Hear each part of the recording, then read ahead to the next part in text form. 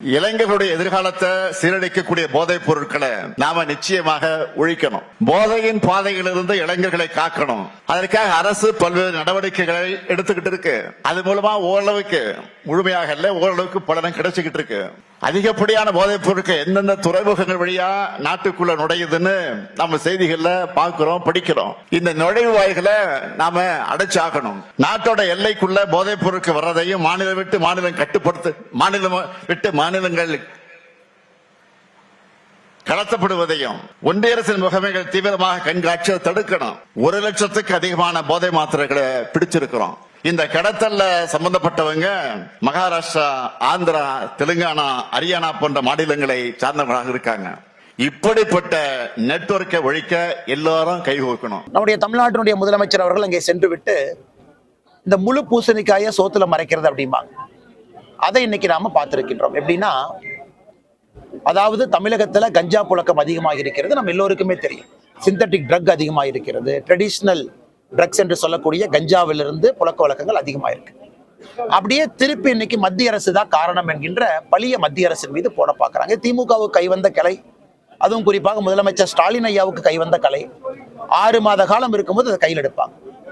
முதலமைச்சர் அவர்களுக்கு யாராவது அரசியலமைப்பு சட்டத்தை பற்றி பாடம் எடுக்க வேண்டிய கட்டாயம் நமக்கு இருக்கு. அரசியலமைப்பு சட்டம் என்ன, அதை படிச்சுட்டு தான் அவர் பதவி பிரமாணம் எடுத்து தமிழகத்தினுடைய முதலமைச்சர் அந்த இருக்கையில் இருக்கிறாங்க.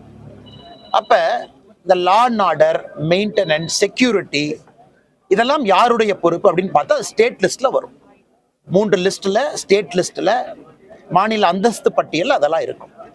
அதற்குத்தான் காவல்துறை என்பது மாநில அரசனுடைய முழு பொறுப்பில் இருக்கக்கூடிய ஒரு துறை. மத்திய அரசுக்கும் தமிழகத்தினுடைய காவல்துறைக்கும் எந்த சம்பந்தமும் இல்லை. எனக்கு முழுமையாக இந்தியா முழுவதுமே காவல்துறை என்பது மாநில அரசனுடைய பொறுப்பு. அதுக்குள்ள இன்டெலிஜென்ஸ் முதலமைச்சருடைய பொறுப்பு, அதுக்குள்ள கஞ்சா ஒழிப்பு பிரிவு முதலமைச்சருடைய பொறுப்பு. இவ்வளவு விஷயம் இருக்கு. மத்திய அரசு மாநில அரசுக்கு ஹெல்ப் பண்றதுக்காக நார்கோட்டிக்ஸ் கண்ட்ரோல் பியூரோ NCB என்கிற அமைப்பு வச்சிருக்கிறாங்க. அதுவும் கூட எனக்கு சவுத் ஜோன் டைரக்டரா தமிழகத்தை சார்ந்த தமிழ்நாட்டில் இருக்கக்கூடிய IPS அதிகாரி ஒருத்தர் அங்க பொறுப்பேற்றிருக்கிறார். இத்தனை விஷயங்கள் நடக்கும் பொழுது இதற்கு முன்பு வேறு வேறு ஆட்சி காலத்துல அதே திறமையாக பணி செய்த காவல்துறை நண்பர்கள் திராவிட முன்னேற்ற கழகத்தினுடைய ஆட்சி வந்த பிறகு பெண்களுக்கு எதிரான குற்றங்கள் அதிகமாயிருக்கு, குழந்தைகளுக்கு எதிரான குற்றங்கள் அதிகமாயிருக்கு, கஞ்சா புழக்க வழக்கம் அதிகமாயிருக்கிறது, வன்முறைகள் அதிகமாயிருக்கு, டெரரிஸ்ட் இன்சிடென்ட் அதிகமாயிருக்கு. அப்படி இருக்கும் பொழுது இன்னைக்கு சாதாரண பொதுமக்கள் எல்லோருமே கஞ்சா புழக்க வழக்கத்துல நம்முடைய குழந்தைகள் பாதிக்கப்படுகின்றார்கள் என்பது எல்லா இடத்துலையும் கேட்கிறோம். ஆனால் மடைமாற்றுவதற்காக சம்பந்தமே இல்லாத ஒரு விஷயத்தை கொண்டு வந்து மத்திய அரசு பொறுப்பேற்க. ஆமா, மத்திய அரசு எங்க பொறுப்பேற்கணும்? மத்திய அரசு பார்டரை தாண்டி ஷிப்ல கன்சைன்மெண்ட் ஈரான்ல இருந்து பாகிஸ்தான்ல இருந்து வர்றாங்க அப்படின்னா அது மத்திய அரசுடைய பொறுப்பு. கோஸ்ட் கார்டு மத்திய அரசு கிட்ட இருக்கு, நேவி மத்திய அரசு கிட்ட இருக்கு, அதை திறமையாக செய்து கொண்டிருக்கின்றார்கள். ஆனா தமிழகத்தை பொறுத்தவரை இன்னைக்கு பள்ளி மாணவர்களை, நடுத்தர மக்களை குறிவைத்து தாக்கக்கூடிய கஞ்சா எங்கிருந்து வந்துச்சு? ஏகப்பட்ட விஷயம் வித்தின் த ஸ்டேட் வருது. அதுக்கு தான் மாநிலத்தினுடைய பார்டர்ல காவல்துறை இருக்கணும். ஸ்டேட்டுக்குள்ள இருந்து வருது. அவங்க கஞ்சா லேபே வச்சிருக்காங்க, மெத்தில் லேபே வச்சு உருவாக்கிட்டு இருக்காங்க, கெமிஸ்ட்ரி லேப் மாதிரி. அதுல இருந்து வருது. ஆன்லைன்ல ஆர்டர் பண்ணா இ-காமர்ஸ்ல வருது, டார்க் வெப்ங்கிறாங்க, அதுலயும் வருது. அதனால முதலமைச்சரை பொறுத்தவரை இது இவ்வளவு பேசுறதுக்கு தெளிவா சொல்லிடலாம். என்னால தமிழகத்தை நிர்வாகம் செய்ய முடியல, என்னால காவல்துறையை நிர்வாகம் செய்ய முடியல, முதலமைச்சர் சொன்னா நாங்க பாத்துக்கிறோம், மத்திய அரசு பார்த்துக்கொள்ளும். முழு பொறுப்பையும் வைத்துக்கொண்டு இவ்வளவு பெரிய பொய்யை சொல்லுகின்றார். எனக்கு அடுத்த 6 மாசம் கிளிப்பிள்ளை மாதிரி இதை மட்டும் தான் பேசுவார்.